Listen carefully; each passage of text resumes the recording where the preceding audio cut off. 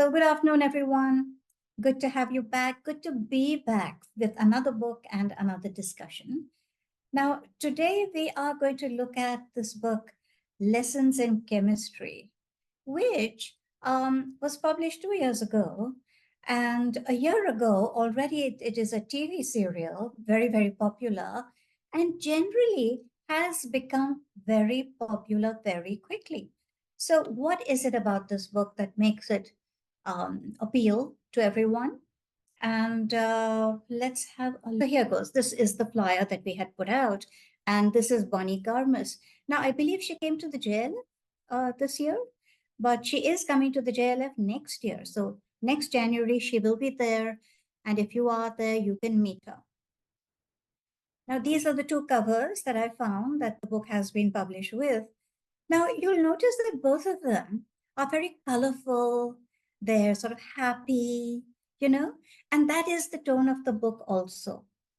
Now, when you see the actual things that happen in the novel, they are sad, they're tragic, they're terrible, and good, of course, but many of these, then how does the novel manage to be upbeat and generally joyous in spite of some of the very awful things that happen?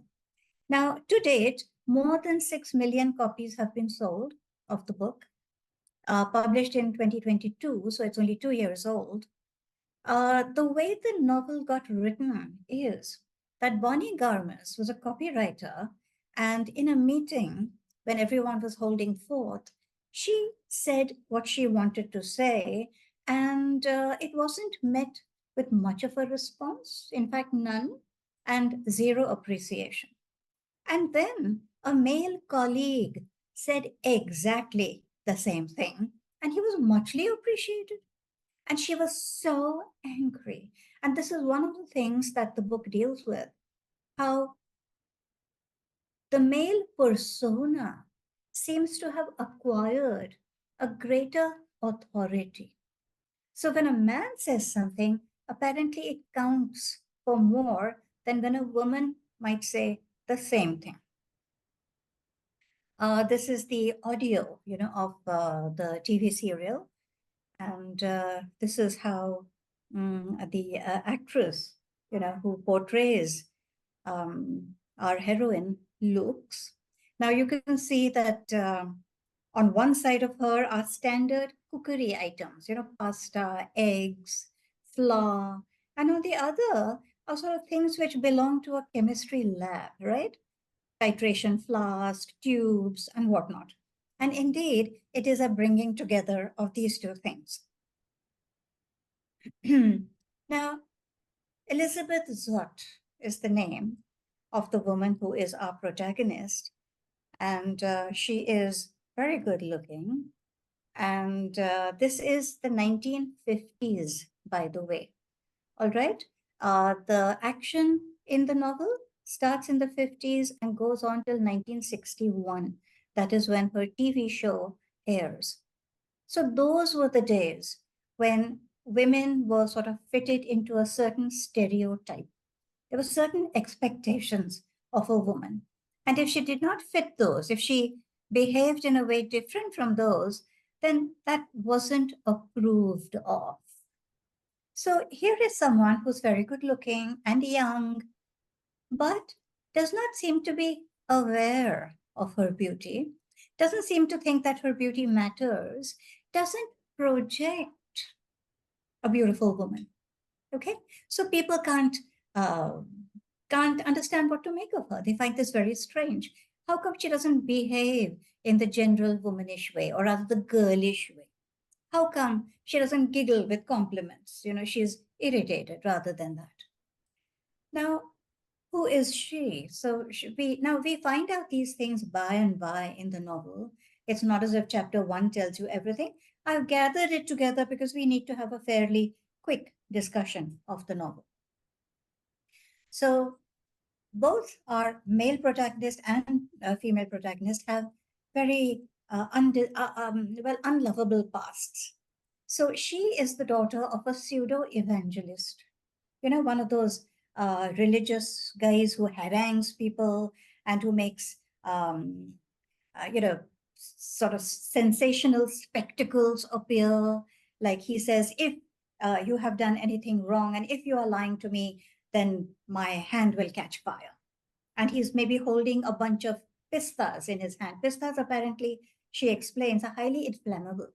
So it's very easy to set them combusting, very easily. And then that happens and it's like a miracle and so on. Now, the family kept moving from place to place because things that he did were very shady, and he was constantly, having brushes with the law. And finally, in fact, he does get arrested and imprisoned, and he is in jail, at the time when she is talking to Calvin about her family and her parents, because in one of those combustible scenes, three people died in the fire that he caused. So he's now in jail. Her mother promptly married someone else and went off to Brazil. And her brother committed suicide earlier, and she was on her own. Now, she doesn't dwell upon it.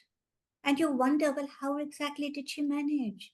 How has she come to be here in this chemical research institute? What happened in the years in the interim? And we are not told, we don't know. She's had a very sketchy formal education because they were never in one place long enough for her really to go to school properly. But she always went to the local library. So basically, she is self taught. She has a master's in chemistry from UCLA, which is a prestigious university. So that's a good degree. And she had applied for admission to the PhD program, but she was denied that admission because she found fault with the formatting of something in the university. The head of department did not like it, and he told her not to go there. But she, of course, she's very straightforward and forthright, and she told him what was wrong. And he, punished her by raping her. So she could not join the PhD program, but she got a job as a lab technician in the Hastings Research Institute in a place called Commons in California. Now, it's a very low paid job, extremely low paid, but she's allowed to do her research. And she's there really as a research fellow, but with the salary of a lab technician. And she's doing research on abiogenesis, which is the beginning of life. How did life begin, Big Bang Theory or whatever. Nobody likes her because she refuses to behave like women of her age are supposed to behave. She doesn't bring gender. Gender doesn't factor into her personality. She sees herself as a scientist, and her concern is science. And she does not want to be talked to as a pretty young thing. The men ask her to make coffee for them. They take it for granted that she's secretarial staff. Even Calvin makes the same mistake. And you can't exactly blame them entirely because in those days, women were largely secretarial staff and so on and so forth. But she is a scientist and she's a strong woman. She is committed to whatever choices she makes. And we see her in this novel as a lover, as a mother, as an educator and enthuser, the source of inspiration to the countless women who watch her TV show. Now, the TV show is called Supper at Six.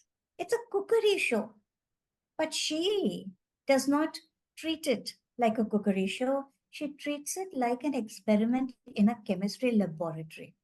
She makes it all serious. She talks about things in chemical terms. And we'll see what this does to the viewers. Now, this is Calvin Evans. He is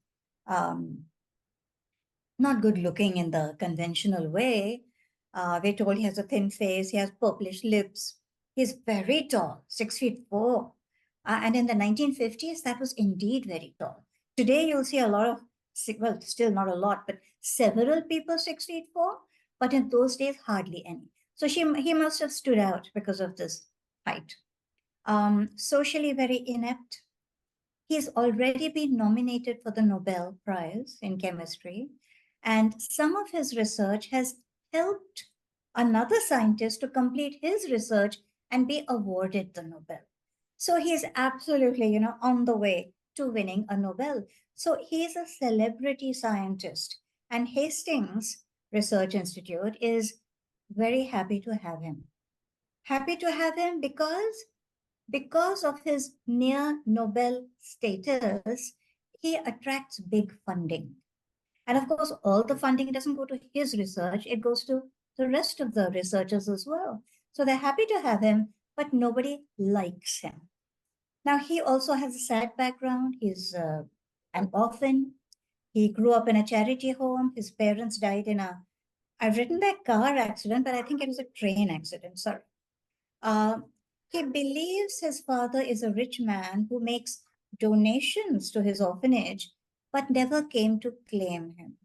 Okay, now this is the incomplete information that he receives at the orphanage. He thinks that the man who comes in that long car, and after which they're flooded with books and things, is his father. But he never bothers to meet him. He only hands over the check and goes away. And the little boy is so traumatized, thinking that his father doesn't even want to see him.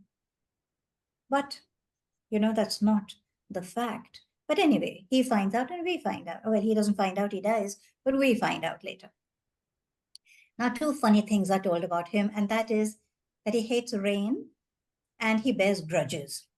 So, grudges, yes. Now, apparently, for his undergrad studies, he had applied to Harvard, and Harvard rejected his application. So he holds a grudge. Now, later, after all this terrific research that he's done, Harvard offers him a fellowship, not only once, but twice. But he refuses twice because he has that grudge. He has a petty grudge against Harvard because they did not accept his application for undergrad studies. He also hates rain. Now, he's a rower, all right? Rowing is his sport. And by the way, Bonnie Garmus is also a rower. So he likes to row, and he had applied to Harvard because it had the second best rowing team. The best one was in the state of Washington, but that it rains there all the time in places like Seattle. So that was a no-no. But Harvard rejected him. So if not Cambridge, USA, he thought Cambridge, UK. So he goes to Cambridge. Cambridge accepts him. He goes to Cambridge. 6 years in Cambridge, and it rains almost every day. He is fed up. He hates the place. And someone mentions in an offhand way, you should come here. It never rains here. And where is here? It's a small place called Commons in California. But he remembers. And when he completes his work at Cambridge and he's applying in various places, he accepts the offer from Hastings Research Institute because it is located in Commons and he knows or he's been told that it never rains there. So his rowing has a very sunny, hopeful side to it. Now, oh yeah, so Elizabeth is doing her research in abiogenesis, and they keep trying to pull her funding and not give her the equipment she needs and so on. Now, when Calvin falls in love with her, he begins to protect her. Now, she would never accept this kind of protection. She is there on her own terms, independently. She doesn't want help from anyone. But secretly, without telling her, he's in her corner. And it is because of him that A, she doesn't lose her position altogether, and that she gets her funding as is due, and that she gets her equipment. Also, he persuades her to join him in his laboratory because it's a large space, more than he needs, and she does move in there. So, they work together, they help each other. They also have their independent research going on. And well, these are pictures, from the TV miniseries on Apple. And you can see that it's a very no-nonsense kind of atmosphere that they create between themselves. They're in their lab coats. She's not dressing beautifully and seductively by any means. She's a scientist. She's doing her research, as is he. In fact, they realize this about each other and they bend over backwards to make sure that they are very matter of fact and businesslike in their, interaction. And I said that the book is very upbeat. It's funny. It's happy. So little things like the way they meet. She needs beakers and she's not getting any. She's very low priority at Hastings. And someone says that Calvin Evans has loads of everything. So she marches into his laboratory. Although there are three signs outside saying, keep out, do not disturb, do not enter, she enters. And she sees the beakers and she just takes them and is walking out. When he says, hey, what are you doing? Then he complains that this woman came and he thinks she's a secretary. So he says, whoever she was acting for, I want my beakers back. The beakers are taken back. And then he discovers that she's not a secretary, she also is a scientist. And they see something of each other by way of work, and they fall in love with each other. And it is, I don't know, it's just a beautiful way that they fall in love, that both of them want to spend all their time together, but they don't want to say anything soft or slushy or emotional to each other. But one day, she's in the car and he's leaning down, saying something, when she decides to just do what she has been wanting to do for the last several days, which is just hold his face and kiss him. And she does that. Thereafter, soon enough, Calvin persuades her to move in with him. He says it makes financial sense, doesn't it? Of course it does. Then she says, I'll pay my share. Now, Calvin knows no way can she pay her share. She can't even pay 1/10 of that. Her salary won't permit it. But she has another suggestion. She says, I'll cook. I'll cook 3 times a day or 4, but then it becomes 5. So she cooks, and that is her contribution. There is nothing that holds them apart. They totally surrender to each other. It's a very uncomplicated relationship. The only thing they don't talk about is their past and their family. So it's getting close to Thanksgiving, and Calvin says, might you be wanting to meet your family, and might you be wanting to take me along to meet them? And she says, no, what for? And then they finally talk about family after that. And it is what I already told you. So both of them are non family people. They have no family, either of them. And that can only bring them even closer to each other. They are now family to each other. Hello? Okay. Now the picture on the left is in the lunchroom, in the canteen, where all the employees of Hastings, come down and eat their lunch. Everybody buys something from the canteen, and they're always complaining, saying the food stinks, it's so awful, etc. But Elizabeth cooks, and she brings several Tupperware boxes full of whatever she'd cooked the evening before, and they share it. It smells gorgeous, everyone notices, and everyone, such as the gossip mentality of people, everyone is watching them. People take seats, people choose tables so that they can watch them. And you can see how comfortable they are with each other. What a good time they're having. They're chatting, they're talking, and they're completely oblivious of all these people watching them. Now, Calvin is obsessive about rowing. And he wants Elizabeth to share everything, with him. So he asks her to row also. And she says, no, I don't want to. And he says, why not? And she says, women don't row. Now, this is, such a gender specific definition to make. And he's so surprised and she is horrified that she said such a thing. And he says, oh, really? You mean women can't row? And that, of course, is a challenge she can't refuse. So she says, of course they can row. Okay, I'll row. And so they begin. And what you saw was the erging machine. The erg is a machine, an exercise machine where you replicate the movement of rowing, all right, without the water on the boat. Now, he starts her off in a pair meaning a boat in which two people row.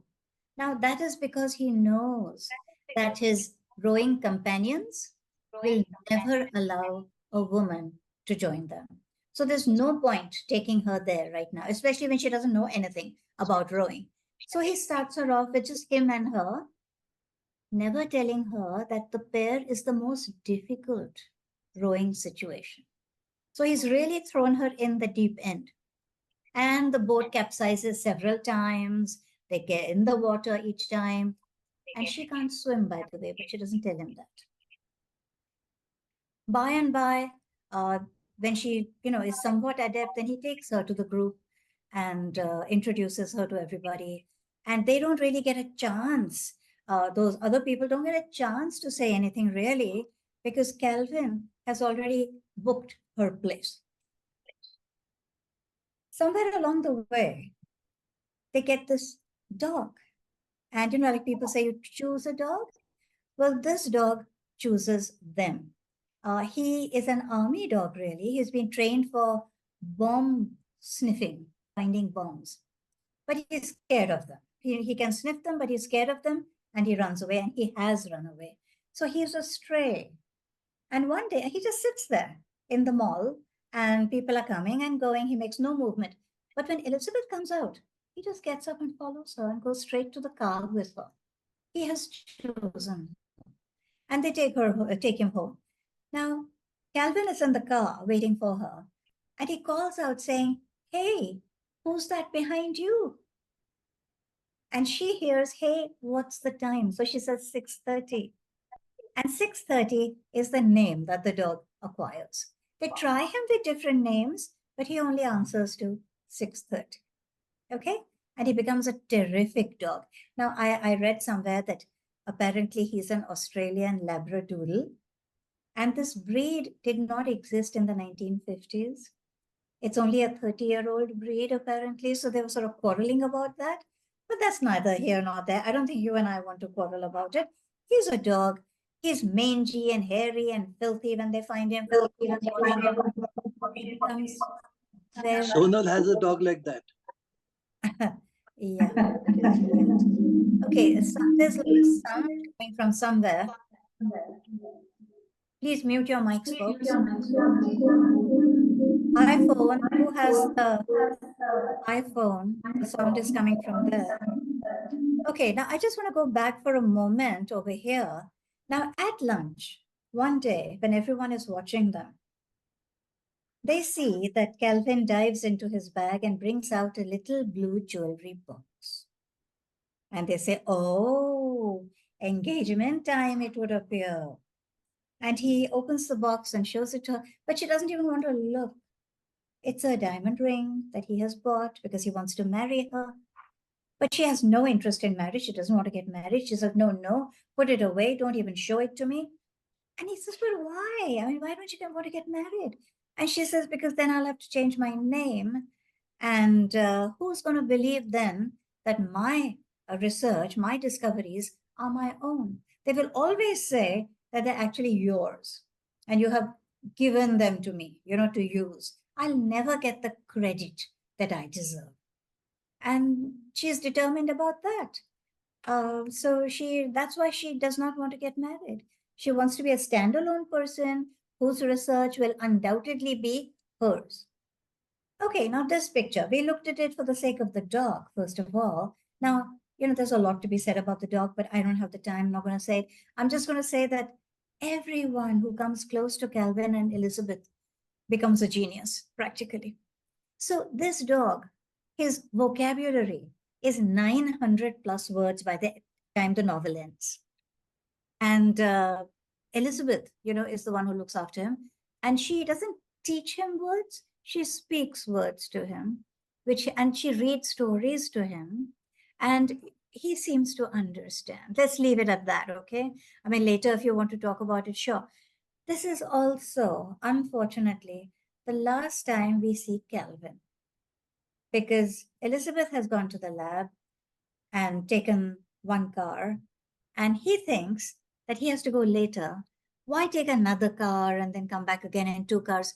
Why not walk or run rather to the institute and come back with Elizabeth in the one car?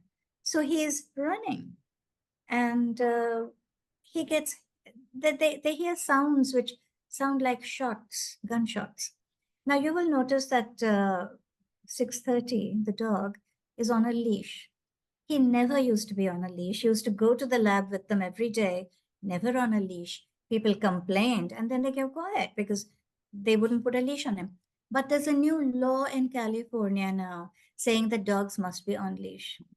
And they're law abiding people. So Elizabeth has got a leash and she's given it to Calvin and told him that when you go out, put him on leash. Now, the dog is not used to being on a leash. Neither is Calvin used to having him on a leash. So these shots ring out. And I've told you that he was an army dog, but very terrified, of that whole process. So he hears the shots and it just reminds him of that background, of that training and the sounds and all that. And he gets scared and he starts running in one direction. Calvin has decided to move in the opposite direction. So they get all tangled up and they get hit by something. They fall down and there's some oil slick on the pavement. Calvin slips, he hits his head and he falls down. And thereafter, a police car runs over them. So Calvin is dead. By page, I forget the page number, but page 37 or so, he's dead. So he's not there for much of the novel. So Elizabeth, absolutely shell-shocked by this, has to find a black dress to wear for the funeral. And Calvin is now only a very, very precious memory. That's all. So there's a little bit about the funeral, how, I mean, the employees at Hastings, of course, turn up. It's their duty, right? It's an official thing. But they're not there because they're sad. They never liked him anyway. Some of them are gloating, some of them are glad that he's gone. So because when there's a genius around, the rest look very pathetic. The genius is gone, the rest of them look okay. She's sad, she's crying. And in the office, there's this Miss Frask, about whom maybe we'll have time to talk or maybe we won't, everyone presumes, that she's been gaining from Calvin, gaining something from Calvin, and that she's riding his coattails, as it were, and she's only going with him for his fame, his celebrity status. And he's only going with her because of her beauty. They couldn't be more wrong. But, that's what people tend to think. And she says, well, I have nothing left now, nothing of his. And they don't let her take his papers from the research institute. It's the property of the institute. And she says, but now I have nothing. And Miss Frask tells her, but Calvin has left you something, hasn't he? And she says, what? And she looks pointedly at her stomach and says, he's left you a gift. But she's pregnant and she hadn't even realized it. So she's pregnant in spite of contraception and all that, accidents happen. So she is pregnant. Now she continues to erg. She's so used to it now. She uses the rowing machine all the time. Later, when she finally goes to the doctor in the third trimester, and this doctor is one of the rowers, by the way, Dr. Mason. He's part of that group of 8 who row together. He says, but why have you come so late? I mean, she really has nothing to say, but he says, okay, have you been exercising? You know what? And she says, yes, I've been erging every day. He says, what? Erging? A pregnant woman? I never heard of this. And she says, well, I hoped the pregnancy would take care of itself. Meaning she wished it would go away. I mean, they hadn't planned on having children. They were both devoted to their research. That's what they wanted to do. And now a child, and I mean, really, she kind of wishes it would just disappear, but it doesn't. And Dr. Mason says, well, maybe it's just made you very strong. And it may have made the child very strong also. So great. So the baby is born. Now, she has no idea what to do with the child. And the child just cries and cries and cries, and she doesn't have an idea what to do. One day, she just falls asleep on the kitchen floor, exhausted. And her neighbor sees that. And she comes across to check out. I mean, has she had a heart attack or what? This was the neighbor, Harriet Sloan. And she, of course, has had children. Her children are grown up now. And she becomes Elizabeth's mainstay. She advises her, she guides her, she babysits for her. Had it not been for Harriet, I do not know how Elizabeth would have managed. And by the way, once the institute realizes that she is pregnant, they cannot have an unwed mother on the staff. I mean, how absolutely impossible is that? So, along with all the traumas and the tragedy she has had to suffer, she is also fired. So now she has no job. Now, how is she to manage? So, what she does is her colleagues, all the Hastings is a sort of a den of mediocrity. And all those mediocre scientists who don't know what they're doing and what they're finding come to her for help. And she decides, okay, she will help them and she will charge them. So this way, she manages to make both ends meet, basically. Yeah, Harriet is the one who really keeps her going. And Dr. Mason comes along and he asks her to come and row. And she says, but how can I? I mean, I can't. How can I leave the baby? And he says, oh, I'm sure you'll find some help. But what time do they row? 4:30 in the morning? Who's going to come and help her then? So very diffidently, she asks Harriet. And Harriet promptly says, she will do it. She'll come. Now, you may think, how come? Because Harriet is very, very unhappy in her marriage. Very, very unhappy. The man she has married has turned out to be such a slob. She hates him. I mean, really, she hates him now. But those are the days, once married, you stayed married. So she's staying married, but anything to get away from him. So this is an excuse, going over next door to look after the baby, even if it's 4:30 in the morning, it's an excuse. And so she's willing to do it. And therefore, Elizabeth can manage. Now, when the child is born, there's this moment when Elizabeth is screaming with pain and all that, and a nurse comes to ask her, what name shall I write on the birth certificate? And Elizabeth doesn't hear, and she thinks she's asking, how are you feeling? And she says, mad. And the nurse asked twice or thrice, but she says, okay, who cares? Mad, she said, mad it is. So she writes mad, Zot, on the birth certificate. Now, when Elizabeth sees this, she wonders, what the heck? How is my child's name mad? But apparently, in order to change that, you need to have details about the father. And how is she good? That whole thing is too painful to delve into. So she decides, okay, let it be. We'll see. Let's call her Madeline, Mad for short. Okay? So now she's brought up by Elizabeth. And Elizabeth is no ordinary woman. So, of course, she is the child of two extremely intelligent people. She is very intelligent herself. She is sensitive. She's perceptive. She's mature. By 3, she can read. By the age of 6, she has apparently read all of Charles Dickens. My goodness, the mind boggles because Charles Dickens, some of his novels are very long. But yeah, she apparently has read them. But everyone needs to fit in and to feel that they belong. So when she goes to school, she pretends to be illiterate, like everybody else. She tries to buy friendship with the one girl who is willing to be friends with her, but at a price. She wants Madeline's lunch because Madeline's lunch is yummy, cooked by her mother. Other kids just bring peanut butter and jelly sandwiches. And she gives it, Finally, Elizabeth realizes, and she tries to meet Amanda's mother, is told that Amanda's mother has left, and father looks after the child, goes to see the father at the TV studio. And that's her first encounter with television. So Amanda's father is Walter Pine, who is in charge of the afternoon slots. And one slot, which was a clown show, has closed down and it's empty.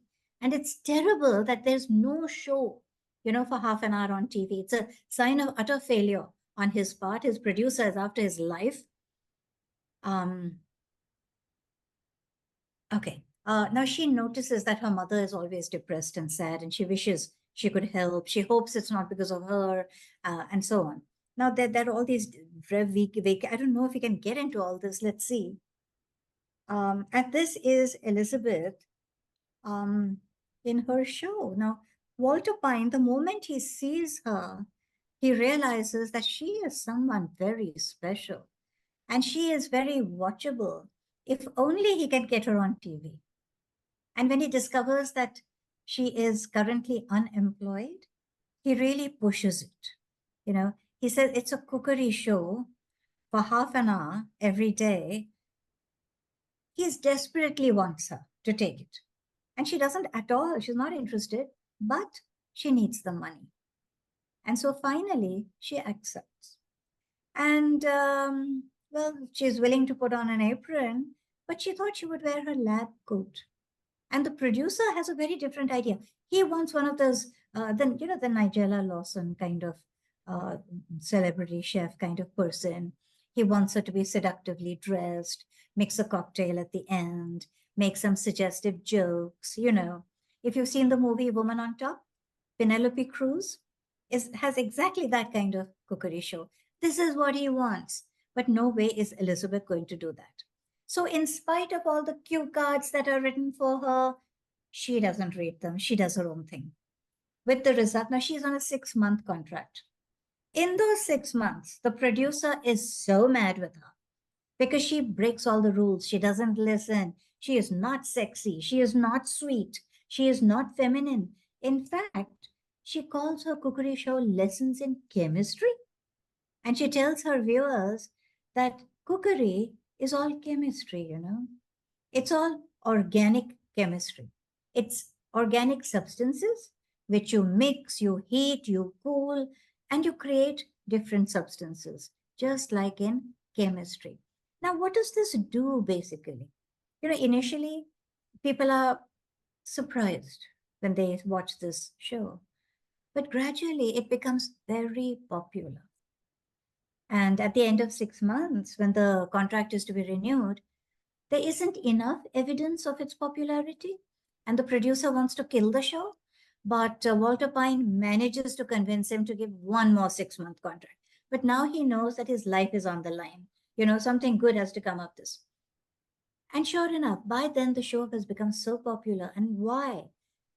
Now, this is the main point in the book. This cookery show that she hosts, she thinks it's a great coming down, hosting a cookery show on TV. I mean, what a populist thing to do. But she's a research scientist, for God's sake. But what she does through this show, now I've said somewhere in my slide, I've called her an educator also. And she's an educator on this show. Because what she does is she shows these women that what they do on a daily basis in the kitchen is not something puerile. It is something very important, something very valuable, right? She says, you are feeding the family. You are nourishing them. You are making decisions about what they are to eat. And you're taking care with the way you cook them. You're getting quality ingredients, cooking them in a good way, retaining the nutrients and so on. What you do is important. Now, by using a lot of chemistry technology, so, rather than say put some salt in, she might say put in some NaCl or vinegar, She gives the chemical formula of vinegar rather than saying the word vinegar. What is she doing? She's elevating the level of activity that these women are engaged in. She's giving them the feeling that they're doing something important. Okay? They're not just women relegated to the kitchen to do the daily grind. They're doing a very important job. The nation works because the mothers feed. Okay? So this is what she accomplishes. Now, these are things she says, it is my experience that far too many people don't appreciate the work and the sacrifice that goes into being a wife, a mother, a woman. Well, I am not one of them.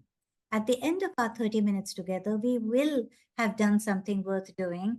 We will have created something that will um, not go unnoticed. We will have made supper and it will matter.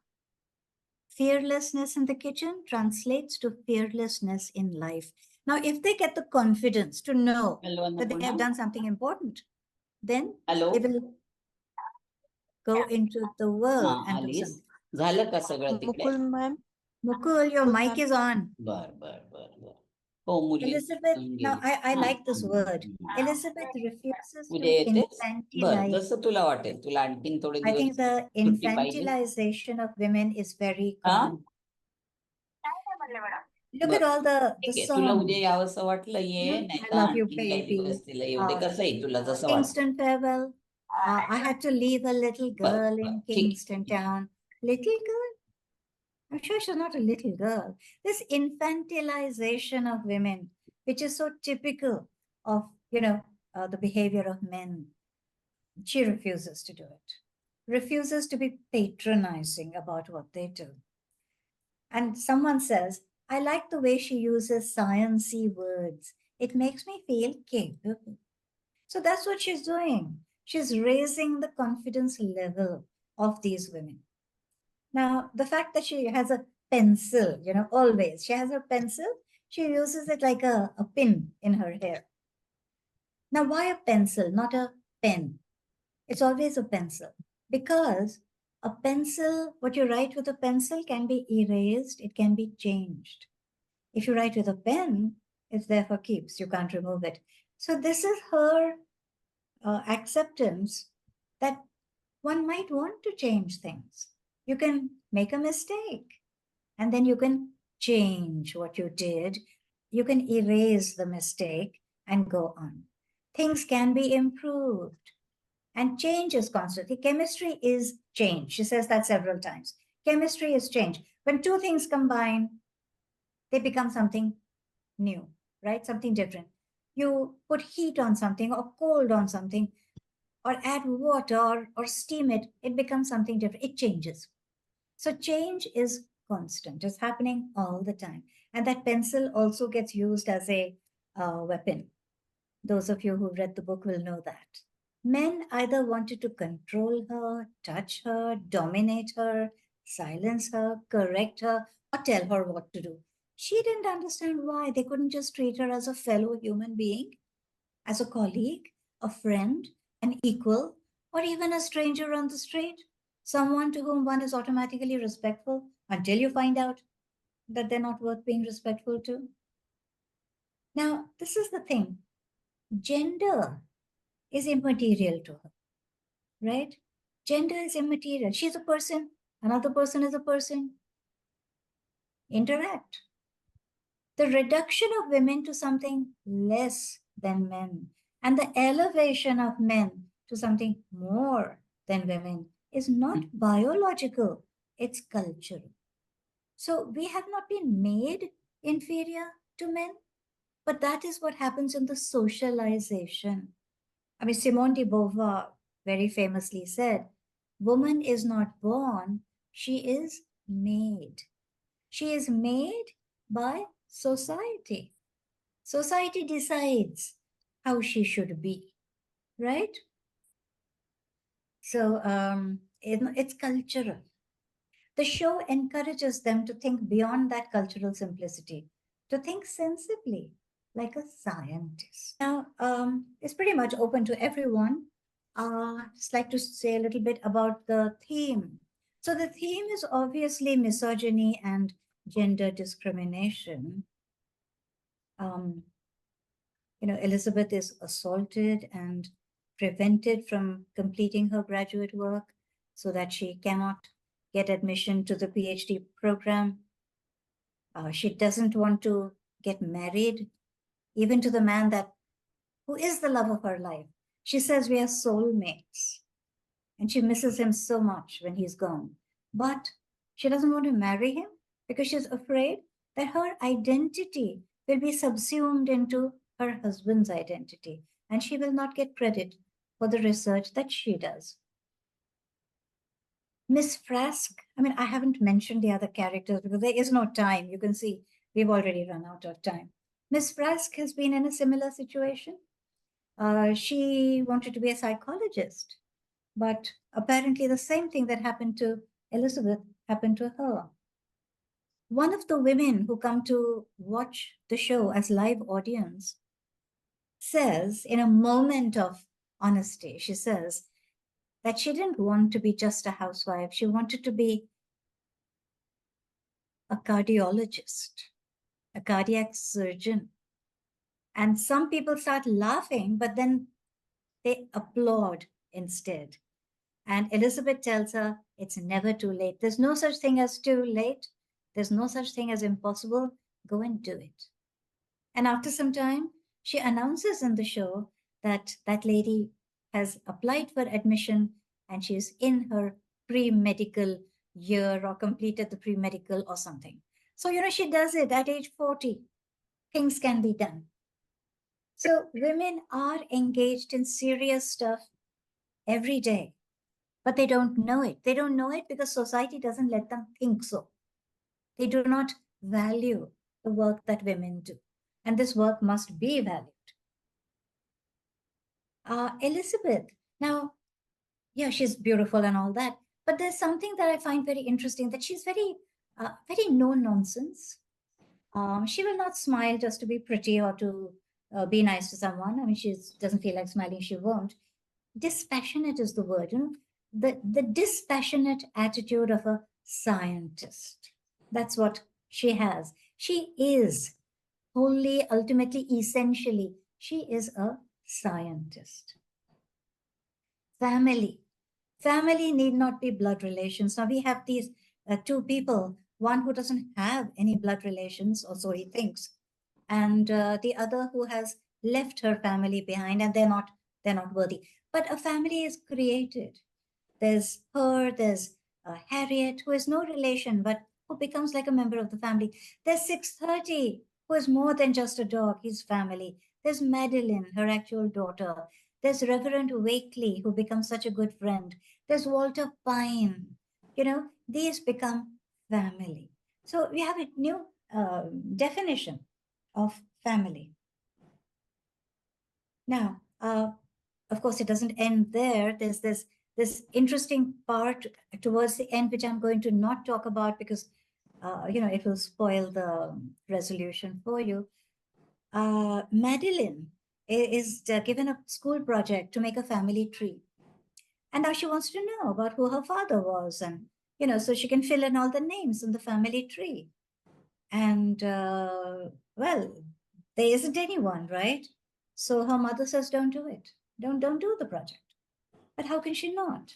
And she's a very intelligent child. She happens to meet Reverend Wakely, who has been a pen pal of Calvin's. They met at Harvard at a seminar once.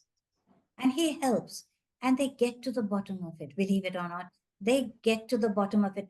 And I'm not going to tell you how, and I'm not going to tell you what. I'm not going to tell you who. You will have to read the book to find all those answers out. Okay? But this is what happens.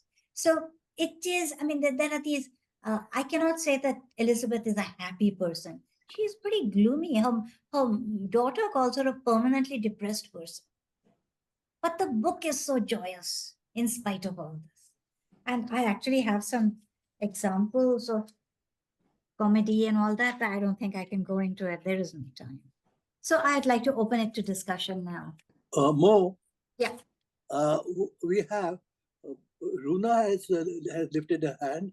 Yes. She's there. Kaveri had, and there's another lady who lifted her hand and disappeared. Okay, so let's start with Runa. Yes. Go ahead, Runa. Thank you Runa? so much because I have to leave now. See, Yes. I started this book, but I frankly didn't have time to continue. But I got all this, and very nice theme, and probably I will finish it. But it recalls to mind, I had two observations. One is it recalls to mind a movie I saw, and it is an older movie with this Julia Roberts. Roberts, Hmm. The Mona Lisa Smile. Have you seen it? The Mona Lisa Smile. Maybe The not. theme is exactly the same. She is a Mhm. lecturer in a very prestigious college, and she's different, and it's set in Yes. the same time period. And Yes, she yes, yes. challenges these women. These women are only trying to make good marriages, Yes. They're there for their even MRS. though they Yeah. are so intelligent and so everything, etc., etc. So it's a similar theme. Uh, it sounds to me that this movie Mona Lisa Smile is it's less didactic, if you get what I mean. The way you have presented this appears to me as if this author is trying to overtly to send a message, and it's a Yes. very old theme. Yes. Yes. And So, Elizabeth is the mhm, kind of person who today we would accept, you know. totally, totally, She would still totally, be in a totally. minority. And it would only be the educated urban Yeah. who would Yeah. accept her. Huh. But we would. But imagine in the 1950s, someone like No, this. no, certainly. So Mona Lisa Smile is also set in the 1950s. All I'm trying to say, not an original theme, but I'm sure interestingly put. Yes. Second Great fun. observation, The reading is great fun. yeah. Loved it. The second observation that I just wish to make, and that's a little off the bat. I heard about it. I haven't delved enough, but I'm told, this Albert Einstein's Hmm. first wife, in wherever he was, Austria or wherever he was also a scientist. She was a physicist, and Hmm. many of her papers, many of Okay. Uh, I just had a comment on the way this novel has been conceived, and I really find it quite admirable. I think you have also mentioned it in your own way that someone like Elizabeth, who does not get the kind of standing in society which she deserves, finally takes up something for TV, and that's something that every woman does every day, so many times a day. So, in a sense, it reaches out to every woman. And at the same time, by putting chemistry into it, it lifts it, you know. Yes. It's in terms of learning and academics and so on. When you know more about how what kind of food you make, how you make it, and so on, and what it comprises, and what it does or does not do for you, all of that And gives you a sense of pride, that you're gives doing you a something sense of pride. important. It's not just someone that you're a good cook. That's not enough.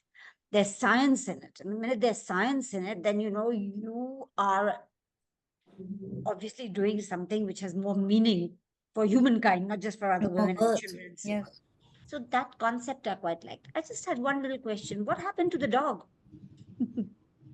Yeah, the dog is there. The dog is Is available. there? Okay. Because that was partly, the dog was responsible in a sense, in indirect way for Delightful dog, huh? death And of Calvin. we have some pages every now and then from the dog's point of view, what the dog Okay. understands. It's very Uh-huh. cute. Yeah. Oh, Yeah. yes, thank you, Latika. Runa, you want to finish? We lost No, you I for think a yeah. while. I don't know where, because suddenly everything froze. Where was I You when said the Mona Lisa smile was didactic and no, uh, was not didactic. was not didactic. Okay. Mona No, Lisa Runa ma'am Smile, I said that feel. yeah, she was talking about this wife of Einstein, Yeah, I Einstein's think. first wife Yeah. was a yeah. physicist, and Was a many of her physicist. papers, dot, Yeah. dot, dot. Yeah. So dot dot dot, and Mona Lisa Smile was very nice and very natural, if I may say so. And this book, of course, as I said, I'm not competent. Haven't even seen the series also, so I don't know. It sounds very charming, but all I want to say is not a very original theme. True, Mm. true. But you had a lovely presentation. Yeah, A yeah, very, sure, very, very lovely sure, sure. presentation. That goes without saying, right? Coming from Mo. Oh, thank you, Rona. Can I Acha, Can I I mean, come do in? you mind? I'm sorry, I have to leave because I have guests coming in. Yeah, okay. Go I would on. like Thank Kaveri. you. I would Thank you. like Kaveri to say Mohini, something. can I I come think in? Bispi wants to speak. Was the only woman in the group In of the whole of IIM Cal, I am. Yeah. That doesn't your matter. batch. I think Yes. Bispi wanted to speak. Yeah, Okay. thank you. Please go ahead. Yeah, that was a super presentation, of course, Mohini, which I knew it would be that way. One little thing which I thought I'd like to just highlight, you know, when she's really at her wit's end of how to continue with her research, she destroys her kitchen and makes it And builds into it a up. laboratory, remember? How could I forget to say that? Yes. Yeah, Go yes. ahead. You say it, Jasvi. You tell them. Okay, no, it just shows, you know, her persistence and this never say die. But otherwise, I don't know whether people would appreciate the way the dog is an actual character who's thinking about things and becomes like a guardian. He goes to fetch Mad from school, brings her home, whatever. So Yes. Oh, did you hear that? Harriet takes her to school, takes Madeline to school, and 6:30 fetches her back. So I Yeah. think some of those unusual touches, which may be a little exaggerated or whatever, but I think they lent this charm. Yes, they're Yeah. comic and charming at the same time. Yeah, absolutely. And this, yeah, it's not a new topic or anything, but also how her research is stolen by some of the men. Yes, Remember? yes, Of course. yes. And passed off as their own, getting a award for it. This again shows what the way women have to struggle to show what they're capable of. And this is something that is so common, you know. I mean, now in this day and age, I have a friend who was doing a PhD in economics, and her guide had this rule that her students had to write 2 papers a year, and they had to publish them with the guide's name first and their own name second. I mean, taking credit for what was not theirs. And just one last comment, Mohini, if I may. Bonnie Garmus was in Mumbai, and I attended her presentation. Oh, lovely. Yeah, and her husband was there. And, one of us, we asked her this question that, well, husbands are, not shown in the best light here, and I mean, men in general. And she smiled and said her husband was very, very supportive and saw her through and is accompanying her on these rounds that she's making to promote the book. She was very, very pleasant listening to her. Just thought I'd mention. Like Calvin, supportive like Calvin. I think Kaveri should talk about it. Same, she was in the same only girl in the whole class. Oh yeah, Kaveri. Kaveri was was apparently the only girl in Satish's class at IIM. Yes, and in my senior batch as well, there was only one woman. But having gallant young men like Satish around made it no problem at all. No, as a matter of fact, I did chemistry in college. Oh, okay. This book is the concept you are explaining is very interesting. Though Runa said that it's an old theme. I think it's so interestingly differently presented. The struggle that women have had in science. Our professors were all men. There were very few of us girls in the science stream. Yeah, they were not taken seriously. Yeah, and there was no laboratory facilities in the college in which we were, so we had to go to the university for all our classes. So yes, women have had a uphill task whenever they have stepped out of their traditional, areas of study. So that I think in this book is, from what you have said, is explored very interestingly, and how she is eventually compelled to actually, that I thought was interesting, that she had to then go back to the domestic hearth, as it were, in that science, in the TV show, a woman who was so accomplished, who Yes. was working for a PhD, eventually had to compromise. And the only professional role that she could depict was as someone who Yes, is because she in the needed the kitchen. money. Yes. Yes, she needed the money. And I think that that is very telling, the way in which I think the author has presented the compromises that women have to make and the limited choices that they have, in their lives, and what they have to do. It was a very interesting presentation. Mohini, as ever, it was a very well presented thing. You got some of the how beautiful you drew out the characters. It's so strange. Why was Calvin sort of disposed of so summarily? To show, what a woman's life is like when she doesn't even have a man to support her. Right, right. And Right? he himself was a loner. He was a loner, but like he supported her wholeheartedly, much more than she knew. She didn't know that her job was on the line or that she was losing funding. He didn't let it happen because he was the star research scientist there. Right. And funds came to that institute because of him, because he was in line for a Nobel Prize. Right. So what he said counted. And he would just threaten to leave. They knew that he could. Yeah. He could go anywhere in the world. They knew it. So that she survived because of him. Yeah.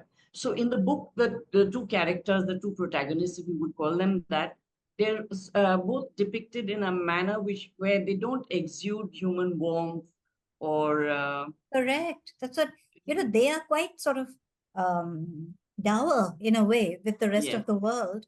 Yes. But the way the way the story is told and all that is funny, it's wry, it's droll, So it's very upbeat. I mean, it laughs at them. Yes. So even if they're gloomy, we're laughing at their gloom. It's like that. Was she eventually able to get her PhD done? It doesn't go that far. Okay. It doesn't go that. All right. Very interesting. Thank you. Very well. I think Archana Patel is, I don't think I remember her here before. Is it the first time, Archana? Can you unmute, please?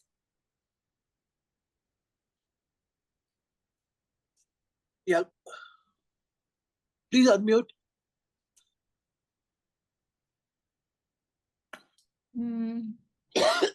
By the way, until she unmutes, Rashida, I just want to say, I just realized you're my Rashida from my class, right?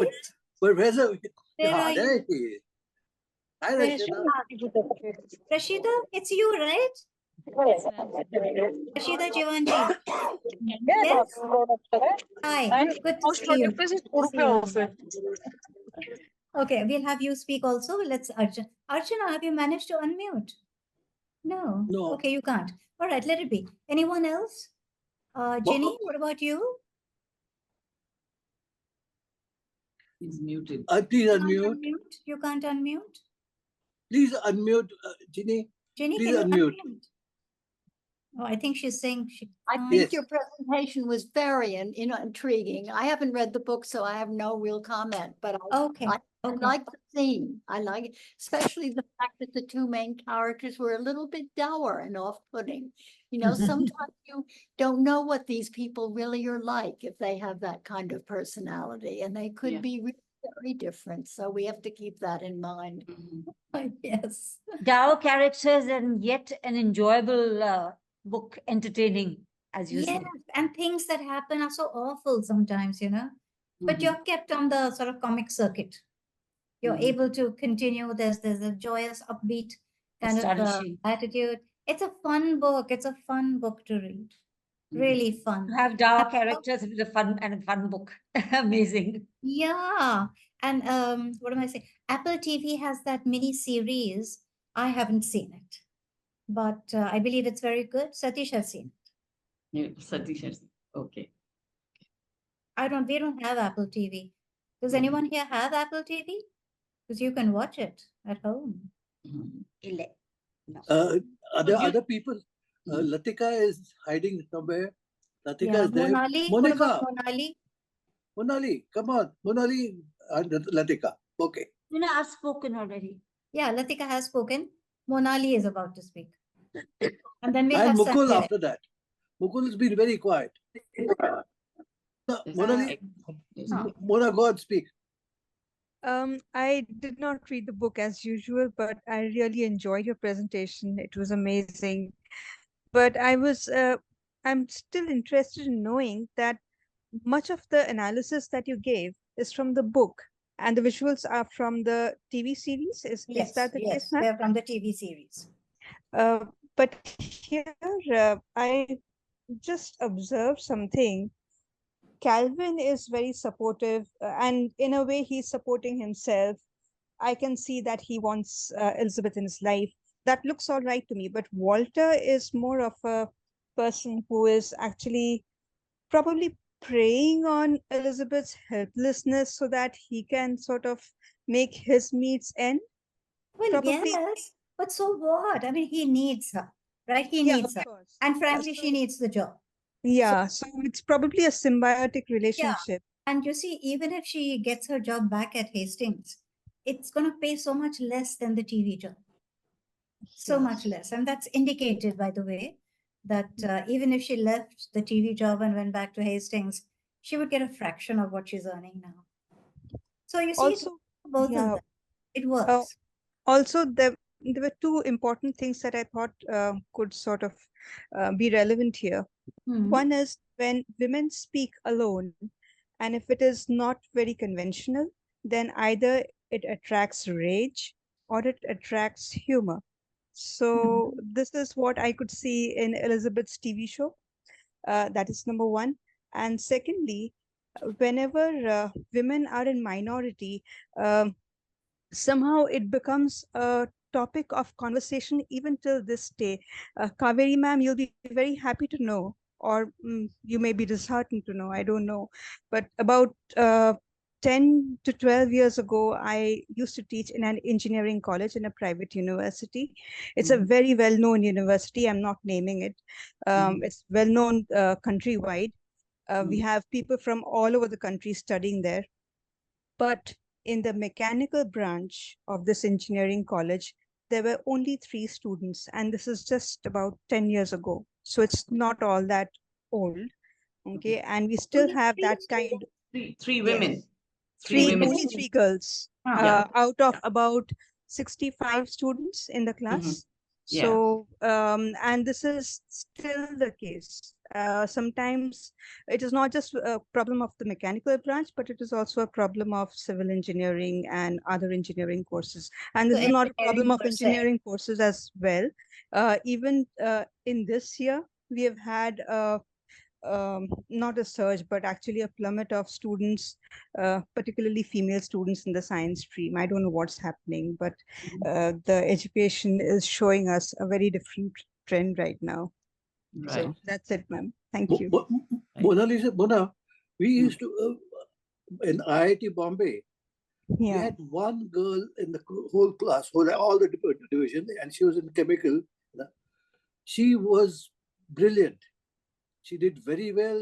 She was the thing. She saw to it that what everyone was able to go forward. She looked at it. She got a scholarship to go abroad.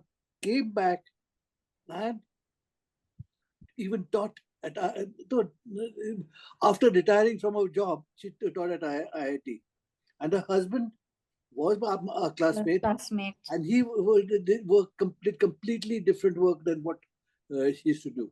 And Kaveri still works. Not Kaveri, I take it back. Leja still works at IIT, and they put her down as one of the, what some professor they call it, and she's one of them. Okay. Can we have Sanjay? Would you like to say anything? Yeah. Okay. So I haven't read the book, and but I intend to. It sounds. Can't hear you well. Satish, am I audible? Yes. Yes. Closer. Just about. Yes. Yeah. Okay. So I haven't read the book, so I really can't make a contribution to the discussion. But it was an excellent presentation. It was very interesting, which is not surprising given Mohini's ability. The storyteller's art is what you're good at. And of course, all of us like stories where stories of the underdog taking on the world, where you're fighting the odds. It's something about ultimately the triumph of human spirit is what we're all looking for. And I would put it in that genre.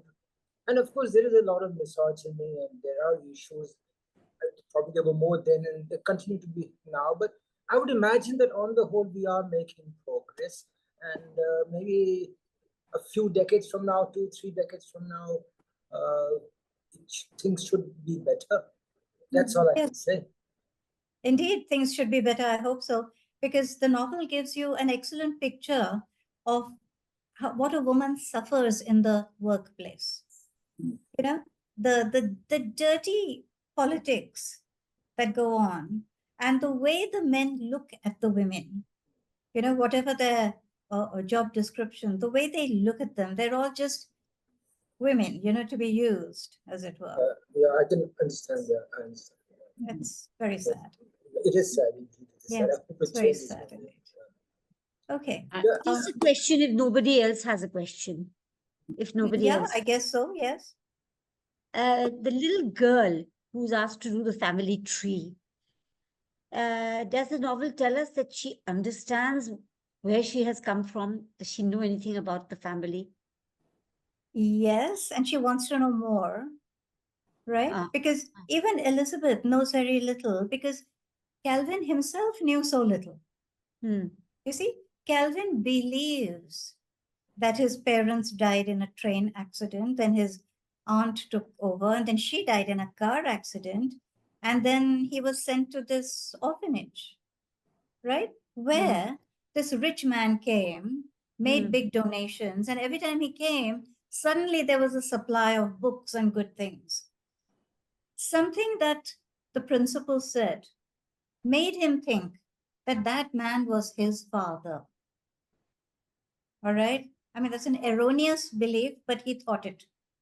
And he hated him because he never bothered to meet him or to take him away from the orphanage. Okay? So that's what Calvin knew, which what he was able to tell Elizabeth. That's all Elizabeth could tell Madeline. But that's not the whole story. And Madeline, in fact, unearths the whole story. She does. She does. I mean, with help from Wakely and so on, and it happens. And yes, it is unearthed. So, and how old is she when she unearths all this? How old is she? Madeline. Madeline is only 6 years old. She's only 6. That's all. More. Yeah. I think someone, iPhone and someone called Lenovo, the thing that is Uma, should peek at Mukul. Mukul is quietly hiding away in one place. Mukul, unmute, please. Oh, I'm not hiding, Satish. I'm just enjoying the whole thing. Who's listening that? to Uma. views and Uma. Mohini's presentation was so wonderful. And I mean, everybody's praising it, but I also want to say that I enjoyed it very, very much. Thank you. Do you want to say anything? Do you want to make any comment, Uma?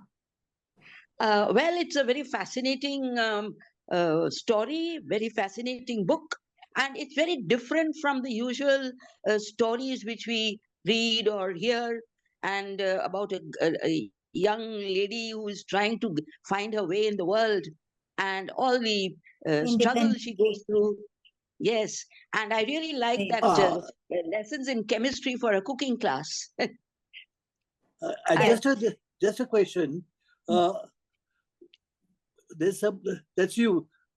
We can't see your face. There's a light behind you, Uma. Okay, me. Yeah, I haven't put on the. That's okay. Where are you based, Uma? I'm in Pune at the moment. Okay, good to hear that. Okay, who else is the iPhone? Mr. Patel, what's your name, by the way? Archana. Do you mean me, Archana? Yes. So, you know, there was the chemistry is also between the two young scientists. There is also chemistry as soon as they work together, spend time together. So there is another kind of chemistry going on in this book. Yes, very much so. It's an attraction which is not overt, it's underlying, but it's definitely there. So I think there's chemistry throughout, not only in the lab and in the kitchen, but also between the two people. So that is what is attracting them to work together and respect each other and support each other. Maybe Calvin also learns something from Elizabeth. It's not just one way. It's probably an exchange of ideas. Oh yeah, absolutely. Now, if we were to say that Elizabeth only learns from him, then again we're putting the female lower. So no such thing. They are in their own individual areas of research doing very well indeed. And I would like Rashida to say, what do young people think? Can women really take? Let me tell you what I think. What I believe women should take more interest in the life around them. In fact, I see what is happening around in the world is less women. The more women would come forward, they will be better because they are the ones who have to produce. They are the ones who take the generations forward. They are the ones who teach the kids what is to be done and what is it. The fathers come in much later. And I believe that women have to be in the lead for our tomorrows. Go ahead. So firstly, I've watched the series. Rashida, louder. You have watched the series. Yeah. And that is why I had to attend today's presentation, because it's one thing that it's one series that I've loved so much, so deeply. I've savored it. And for me, Elizabeth is basically, I don't know if that is apparent in the book, but in the series at least, for me, Elizabeth is a confluence of pride and humility in the right amount. It's just so real. It's unbelievable. I don't think even today I see women in the real world who are as real as her. So yeah, it's very inspiring. Also the go-getter thing that you said about her, the no nonsense attitude.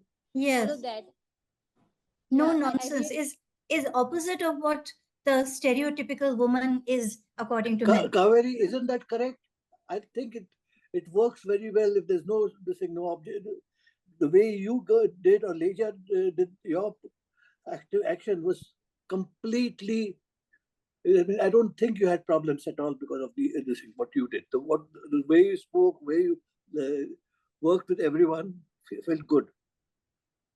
Yeah, Mohini. Yeah. Mukul. Yes. Yeah, Mohini. I don't know the complexities of the book because not more than what you told us, because I haven't read it.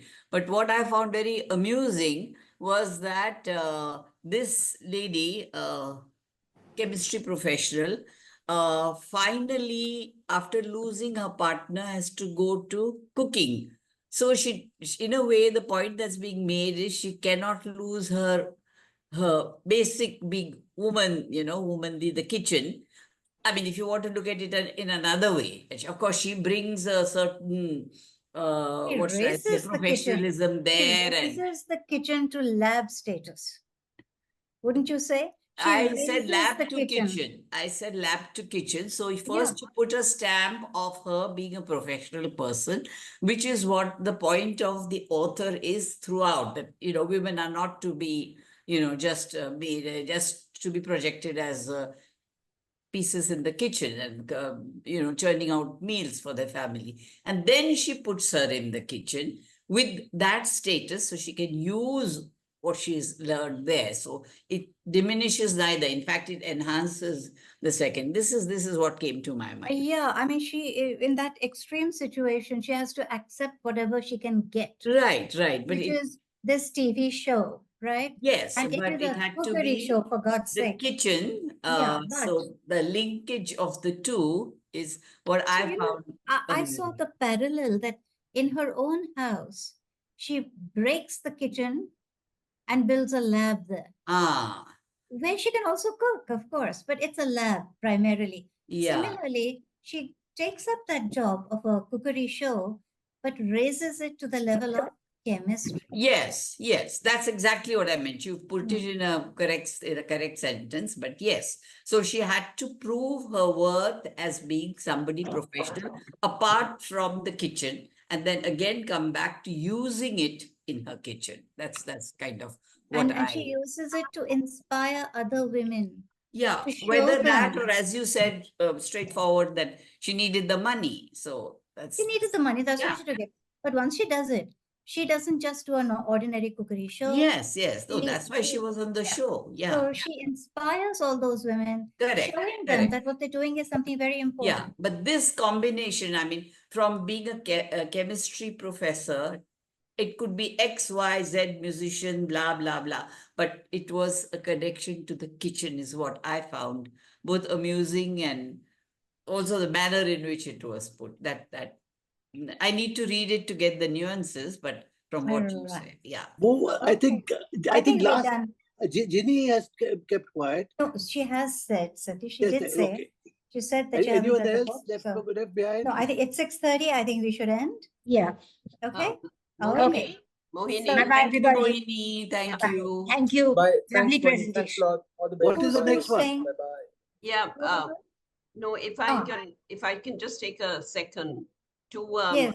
to endorse what you're saying about that whole teaching cookery, a TV show.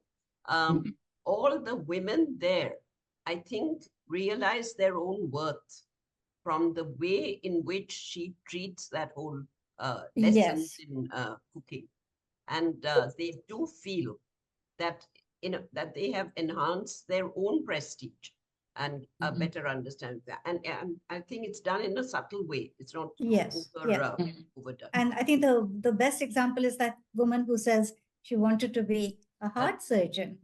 And she actually joins medical college at age 40. How wonderful is that? Yeah. Okay, so let me just... 1 minute more. Wispy, we are waiting for you to come on stage now. When are you going to speak? At what book? Mohini's put me down for February, and I've selected the book also. Okay. But it's not a well-known book, not like this Lessons in Chemistry, but it's a delightful book, and yet I think it has some deeper merit in it as well. Excellent. So let us know what it is, and if it's not, very well known, then give us time so that we can get hold of it. Okay. There'll always be a few of us who will get the book and read it. I'll send the details to you, Mohini. Sure. Please. Now, the next we have is 8th of September. We have Nehika Agarwal, Half a Yellow Sun by Chimamanda Adichie. Now, you remember Chimamanda Adichie has come on the calendar and gone off it several times. I mean, there was a time when I had my Americana on, and then I somehow didn't do it. I did something else. Not half Sunita had Purple Hibiscus, which she didn't end up doing it. So now we have Nehika doing Half a Yellow Sun. And what about Rashida? She's there quietly, quickly shut herself off. One of these days, you need her to be coming on stage. I will ask her. Rashida, yes. Okay, everyone. Okay, so thank you, everyone. Thank you. Thank you, Mohini. Mohini. Thank you, Mohini. Thank you for coming, all of you.